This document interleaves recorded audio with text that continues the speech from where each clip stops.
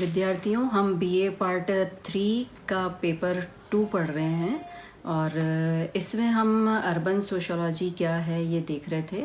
और आज अपन चर्चा करेंगे नगर की, यानी कॉन्सेप्ट ऑफ सिटीज़ की बात करेंगे आज हम लोग। और सिटी क्या होता है पहले ये देखेंगे। तो अगर हम नगर को परिभाषित करते हैं या उसकी परिभाषा देते हैं तो भौतिक आवास, जनसंख्या के घनत्व और जीवन की शैली आदि कई आधार पर इसको हम परिभाषित कर सकते हैं। सोमवार्ट ने नगर को समाजशास्त्रीय दृष्टिकोण से परिभाषित करते हुए लिखा है कि नगर एक ऐसा स्थान है जो इतना बड़ा है कि जिसके निवासी परस्पर एक दूसरे को नहीं पहचानते हैं। तो नगर या सिटी हम किसको कह रहे हैं? एक इतना बड़ा क्षेत्र जहाँ परस्पर एक दूसरे से घनिष्ठता नहीं है। इस परिभाषा के आधार पर हम छोटे नगरों को डिफाइन नहीं कर सकते। इसलिए पार्क एवं बर्गेस के अनुसार नगर अकेले व्यक्तियों तथा सामाजिक सुविधाओं का मात्र एक पुंज नहीं है और न ही यह संस्थाओं तथा प्रशासनिक व्यवस्थाओं का एक समूह है। नगर तो वास्तव में एक मानसिक दशा, प्रथाओं और परंपराओं, संगठित विचारों तथा भावनाओं का एक समूह है जो प्रथाओं द्वारा जीवित रहता है तथा जिसका अनुसरण परंपराओं द्वारा होता है। सामान्यतया एक वृहत नगर समुदाय को नगर की संज्ञा दी जाती है, अर्थात एक नगर अत्यधिक वृहत आकार तथा जनसंख्यात्मक घनत्व वाला एक ऐसा समुदाय है जिसके निवासी विविध एवं अकृषिहर विशिष्ट कार्यों में संलग्न रहते हैं, यानी जो जिनमें विशेषीकरण पाया जा रहा है, जो विविध कार्य कर रहे हैं और अकृषि कार्य कर रहे हैं, वो नगर में संलग्न होता है तथा जिनकी एक विशिष्ट जीवन शैली होती है और जो प्राय ग्रामीण जीवन शैली से भिन्न होती है। ग्रामीण जीवन हमने देखा था पिछले अध्याय में जब हमने नगर और ग्राम की तुलना की थी तब। तो प्रारंभिक अध्ययनों में सिटी शब्द का प्रयोग ऐसे यूरोपीय कस्बों के लिए किया गया जो विषम क्षेत्र हुआ करते थे तथा जहां मुख्य गिरजाघर हुआ करते थे, किंतु बाद में इस शब्द का प्रयोग एक ऐसे बड़े नगरीय क्षेत्र के लिए किया जाने लगा जहां अत्यंत विशिष्ट वस्तुएं तथा सेवाएं उपलब्ध हो सकती हैं और जिसका एक विशिष्ट सामाजिक सांस्कृतिक चरित्र होता है।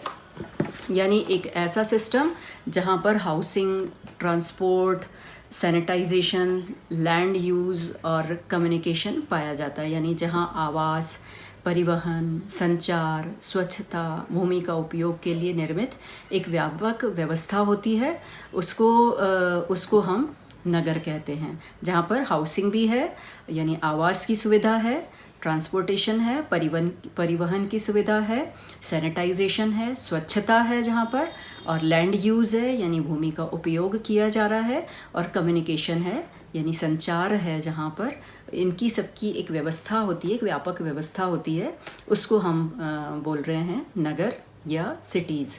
तो आज 2 शताब्दियों से तेज़ी से नगरीकरण के कारण आधी आबादी शहरों में रह रही है। तो अब जब शहरों की तरफ आबादी ज़्यादा बढ़ी है तो नगर को डिफ़ाइन करना थोड़ा मुश्किल होता जा रहा है।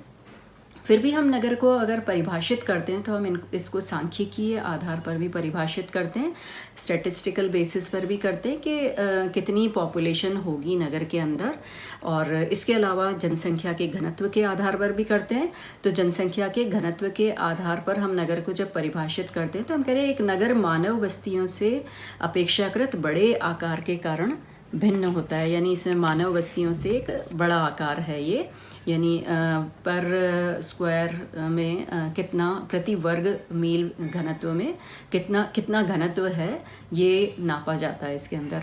और अगर हम भारतीय जनगणना अनुसार कस्बा एवं नगर, टाउन और सिटी की बात करें तो भारतीय जनगणना प्रतिवेदन ने नगर कस्बे को की परिभाषा कानून, जनसंख्या और घनत्व को ध्यान में रख करके की गई है, और जिससे स्पष्ट होता है कि सभी स्थान जिनमें नगर पालिका, निगम और बोर्ड होते हैं उसे हम नगर कहेंगे।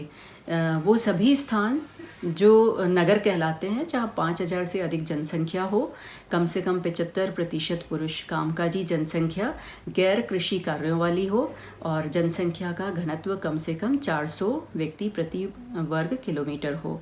तो नगर कोई भी नगरीय क्षेत्र की अगर हम बात कर रहे हैं जिसकी जनसंख्या 1 लाख या इससे अधिक हो, वह भारतीय जनगणना अनुसार नगर माना जाता है।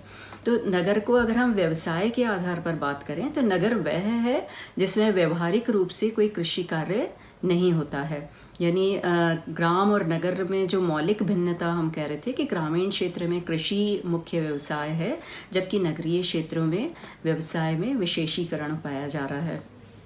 तो इस तरह से हम ये देख रहे हैं, जब हम समाजशास्त्रीय आधार पर बात कर रहे हैं नगर की, उसके अनुसार परिभाषित करने का प्रयास कर रहे हैं, तो हम ये देख रहे हैं कि नगर वह स्थान है जो इतना बड़ा हो गया है कि जिसमें लोग एक दूसरे को जानते नहीं हैं।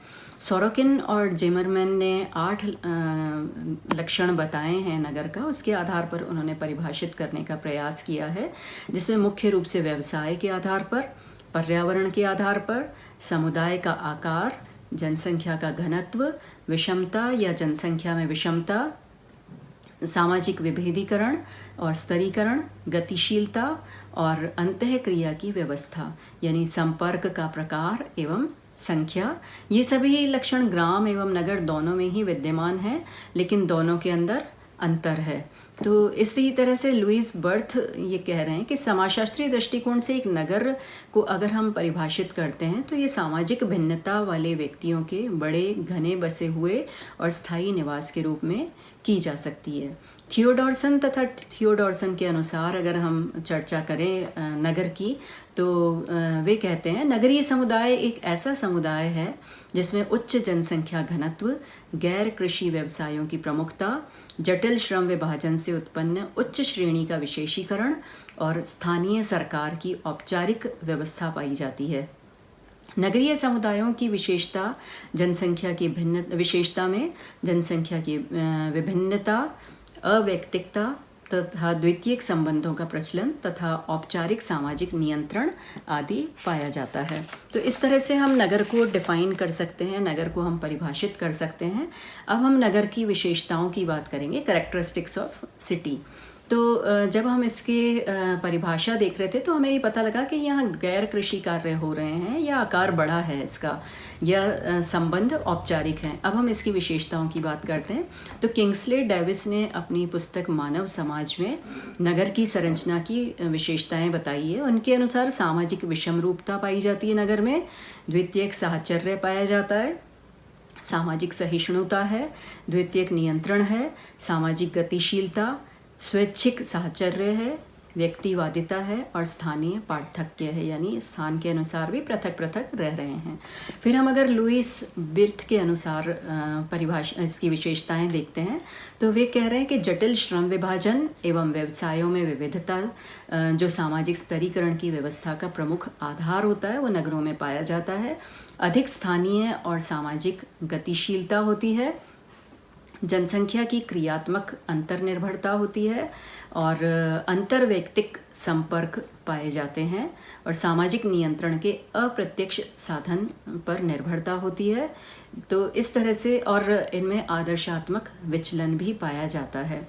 अगर हम रोनाल्ड फ्रीडमैन के अनुसार नगर की विशेषताएं देखते हैं तो वे कह रहे हैं कि समूहों और व्यक्तियों के बीच कार्यात्मक निर्भरता पाई जाती है, अधिक जनसंख्या एवं अधिक जन घनत्व पाया जाता है, विभिन्नताएं हैं, परिवार के कार्यों में कमी है, सदस्यों में अनजानापन है, संदेश वाहन के साधनों की बाहुल्यता है, प्राथमिक संबंधों का अभाव है, श्रम विभाजन एवं विशेषीकरण है और नगरीय संस्कृति की परिवर्तनशील प्रकृति होती है। अगर हम डेमोग्राफिक कैरेक्टरिस्टिक्स देखें, जनांकीय विशेषताएं देखें, तो जनसंख्या का आधिक्य होता है नगरों में। तो जनसंख्या के आधिक्य के साथ साथ जनसंख्या घनत्व भी अधिक पाया जाता है और जनसंख्या आधिक्य का परिणाम नगरों में आवास, बेकारी, गरीबी, अपराध और प्रशासन आदि समस्याओं के रूप में हमें दिखाई देता है।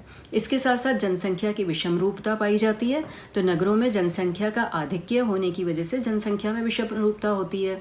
अनेक मतों और धर्मों के अनुयायी, विभिन्न संप्रदाय, वर्ग, जाति, प्रजाति, भाषा और प्रांतों के लोग यहाँ पर निवास करते हैं उनकी अनेक प्रकार के व्यवसाय हैं, रुचियां हैं, मनोवृत्तियां होती हैं। उनकी वेशभूषा, परंपरा, रहन सहन, जीवन स्तर, संस्कृति एवं सामाजिक मूल्य आदि में भी विषम रूपता पाई जाती है। स्वास्थ्य और मनोरंजन के केंद्र दिखाई देते हैं यहाँ हमें, और अधिक सुविधाएं मिलती हैं हमको आर्थिक रूप से भी, क्योंकि आर्थिक विषमता है। आर्थिक गतिविधियों के ये केंद्र होते हैं। श्रम विभाजन और विशेषीकरण पाया जाता है। इसके साथ साथ सामाजिक विशेषताएं भी हमें यहाँ पर देखने को मिलती हैं, और द्वितीयक प्रकार के संबंध पाए जाते हैं, और सामाजिक गतिशीलता दिखाई देती है। हित प्रधान सहनशीलता यहाँ हमें दिखाई देती है, और इसके साथ साथ जो हमारा व्यवहार यहाँ दिखता है नगरों में, वो प्रदर्शनकारी व्यवहार होता है। और यहाँ सामाजिक समस्याएं भी हमको देखने को मिलती हैं, जैसे मुख्य रूप से भ्रष्टाचार, वर्ग संघर्ष, अपराध, बेकारी, गरीबी, वेश्यावृत्ति, कुपोषण, प्रदूषण, युवा तनाव, बीमारियाँ आदि दिखाई देती हैं। धन्यवाद।